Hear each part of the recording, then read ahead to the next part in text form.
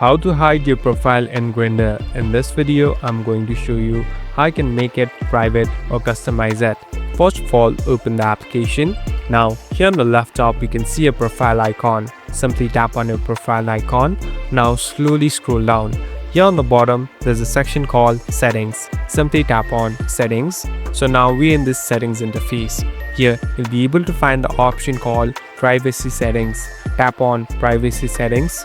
So here, there are different options by which you can make your account private. So here on the first, simply turn this Show Me in Discover off. After you do this, your account will automatically be private.